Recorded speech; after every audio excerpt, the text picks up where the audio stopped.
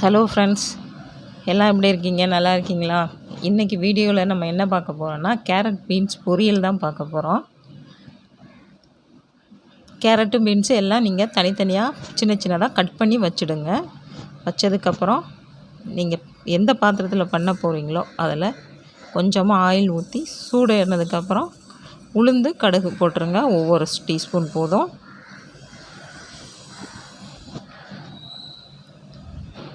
கொஞ்சம் வெடித்து வந்ததுக்கப்புறம் கருவேப்பிலை போட்டுடலாம்.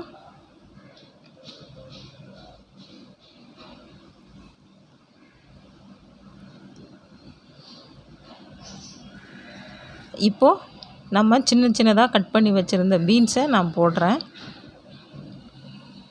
நான் ரொம்ப டைம்லாம் எடுக்கலை, ஷார்ட்டாகவே உங்களுக்கு சொல்லிவிட்டேன். நல்லா கிளறி விட்டுருங்க. போட்டுட்டு கொஞ்சம் நல்லா வதங்கட்டும். இப்போது கேரட் போட்டுடலாம்.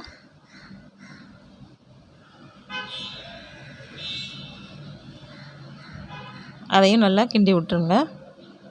ரெண்டையும் நல்லா மிக்ஸ் பண்ணிடணும்.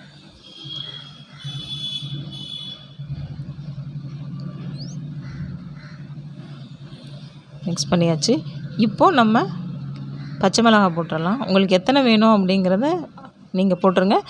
பச்சை மிளகாயை குறுக்கு கட் பண்ணிடாதீங்க, அதுவும் பீன்ஸ் மாதிரி ஆயிடும். அதனால் நீல வாக்கிலே போட்டுருங்க. வெங்காயம்,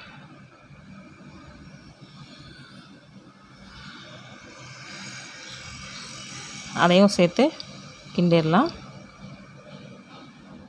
சிம்பிளான மெத்தட் தான் இது.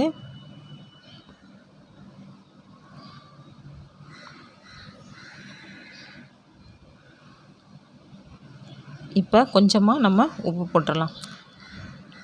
காய்க்கு நீங்கள் இந்த மாதிரி வெஜிடபிள் ஆக்கும்போது எப்போவுமே உப்பு கொஞ்சம் கம்மியாகவே போடுங்க. தேவைப்பட்டால் அப்புறம் போட்டுக்கலாம். இப்போது தண்ணி சேர்த்துடலாம். ஒரு 1/4 டம்ளர் தண்ணி சேருங்க, ஏன்னா அவியணும் காய். அதனால்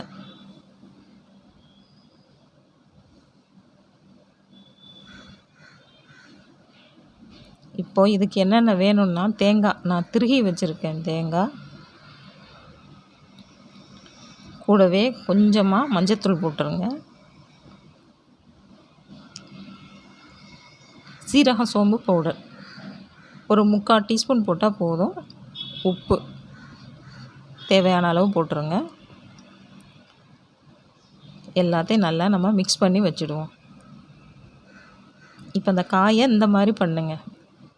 நடுவில் தான் நம்ம இப்போ கிளறி வச்சதெல்லாம் வைக்கணும்.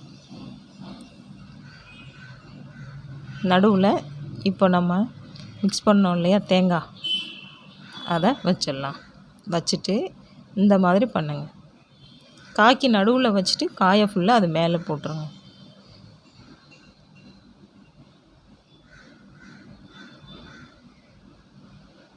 ஒரு 5 நிமிஷம் இருக்கட்டும் அது. இப்போ நம்ம இதை ஃபுல்லாக கிளறி விட்டுறலாம்.